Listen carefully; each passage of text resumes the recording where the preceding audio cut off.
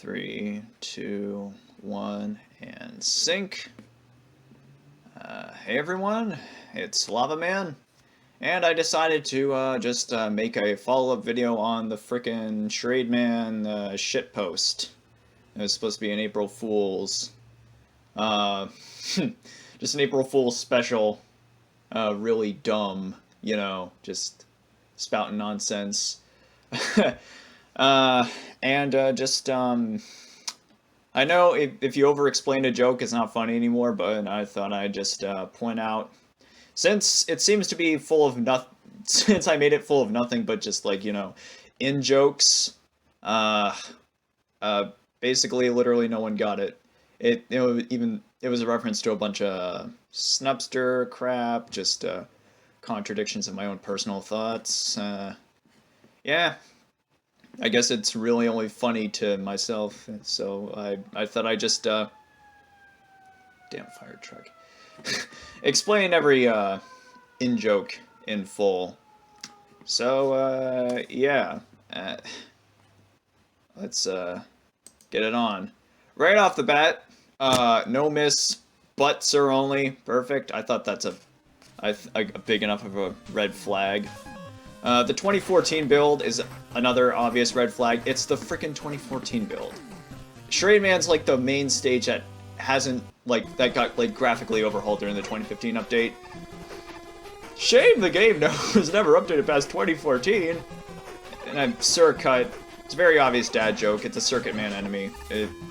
I think that's pretty self-explanatory. Basically, the whole video is trying to parody, like, bad Mega Man game reviewers, like TGX and the like. There are plenty of those on the internet. Parodying wasn't that hard. Candy canes and gingerbread man. This was like a candy bars reference to the, like, you know, the candy bars VHS videos, the play to win game tapes from Snupster.com. I actually really like that section, and it's not hard at all. So, like, that's a.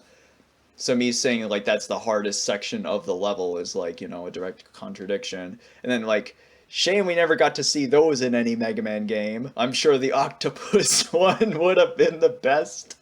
Okay, first off, the mini-bosses obviously appeared in official Mega Man titles. You got the frickin' Tama, you got the gorilla fellow, you got the hippo, the Anko, the Met Spawner, and obviously the octopus from Wave Man, which comparatively is probably the shittiest of the boss fights, in my opinion, just subjectively. Well, maybe not the shittiest, but he certainly isn't the best.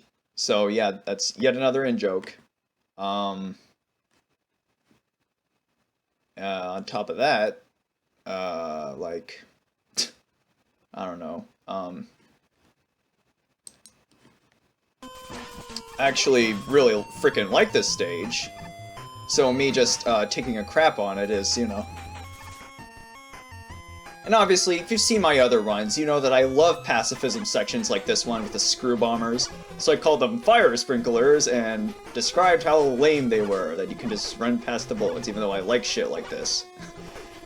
And complained about empty screens, even though it's literally setting up a mini-boss. This bit of static is actually a reference to, Ultima Mantoid's April Fool's video on Nitro Man hard mode, where there was static during the Oshitsu Osaretsu fight. I mean, like, the second Oshitsu, because that crap is, like, really hard to pull off. 6 shots in less than a second. How do you even?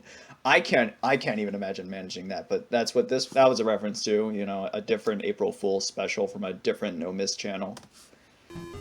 Well, Ultima doesn't really do no-miss stuff anymore, but you know what I mean. I'm sure it's nothing.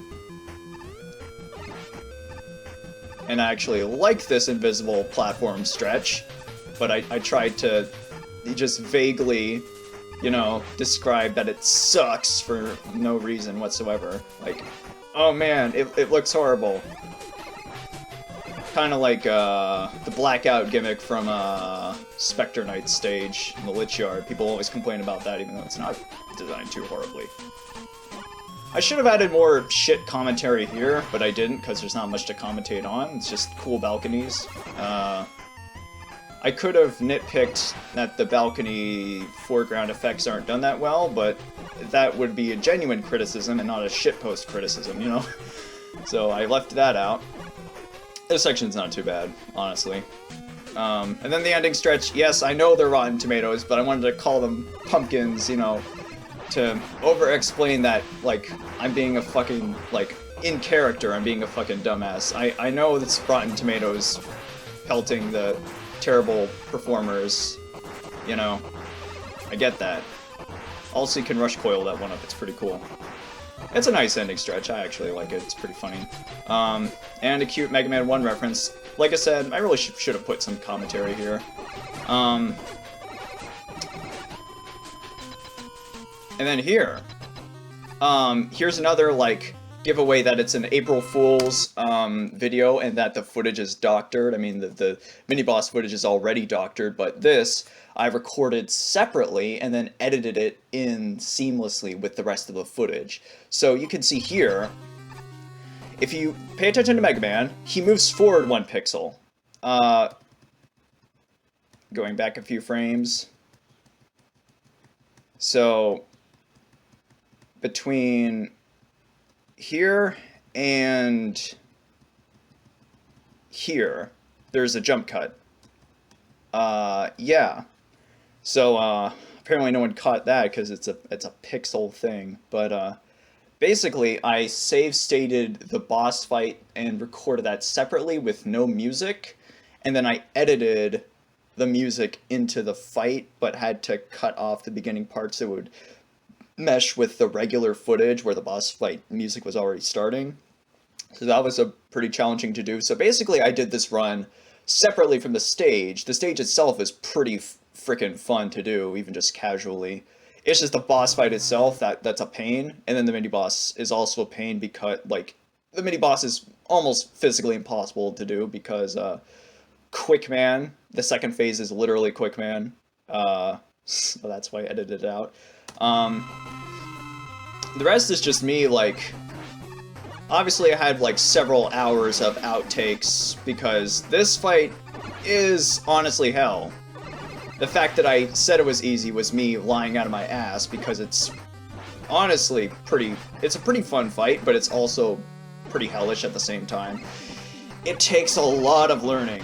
You need to know how to optimize avoiding projectiles and just obstacles from certain portions of a screen. You need to know how to lure you kind of have to lure the balls from specific points of the screen so they bounce in specific ways.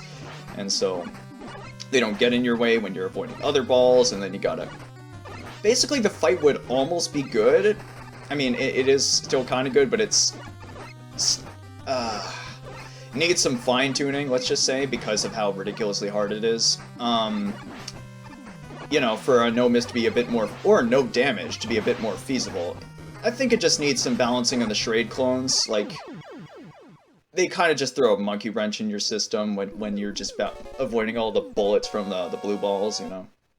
It's otherwise a fun fight, but it's kind of one of those guilty pleasures where it's, like, super hard. But anyway, the end joke is that, haha, it was easy. He was really lame. He was Toadman level difficulty. Haha, he's so weak. He's so easy. Lame. GG, easy. You get the picture. And then I decided, since I was already shitting on the stage and I was shitting on the boss, I might as well shit on the weapon, which is honestly pretty great. It's, like I said, it's what Gemini Man's weapon should have been. Not that Gemini Laser isn't bad. It should have been for a different Robot Master or something. But no, I actually love the weapon, but I had to think of something shitty about it to, you know, shit on it. And so I thought, okay, well, it's not good against Virus Man. If I were a shitty Mega Man reviewer, I'd be playing the boss's weakness order. And in real life, I never frickin' do that, because I like bustering the fights. Especially in Rock Force, since the boss fights are really good. But also password screen. Literally password screen. It's the 2014 build. I think that's, again, like, giveaway footage that, I mean, just that yet another red flag. Epic boss comebacks. I would never do a section like this.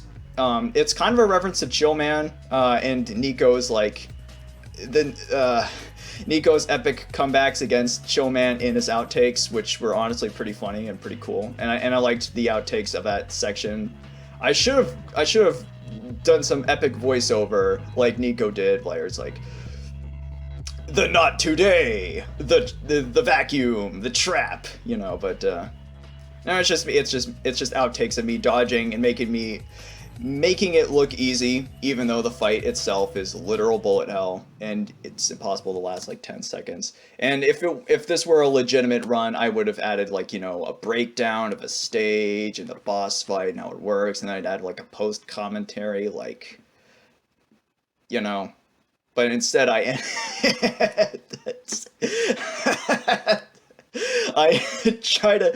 I just went with a shitty, like, you know, like, I spliced this meme myself by just getting the deal with the glasses and then finding the most JPEG'd Mega Man image I could, and the one that popped right into my head, like just from the top of my head, was obviously the Symphonicev early composition thumbnails, where, you know, it's just a picture of Mega Man, but it's like the colors are compressed and like there's a freaking like blue pixel on the side of his helmet, and it's just like the most JPEG, you know. I love his music, but those early thumbnails, man, they were pretty derp. And so I just photoshopped some.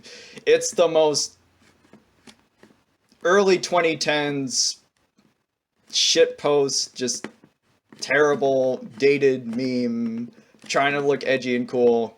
And it was just a really just a shitty thing I tacked on to the end because it was already. I didn't credit the music, but the music used was Bionicle Thornax Launcher Challenge. Yeah. And then I added like a Brody Quest explosion sound effect at the end, and then I cut it off by. Damn it.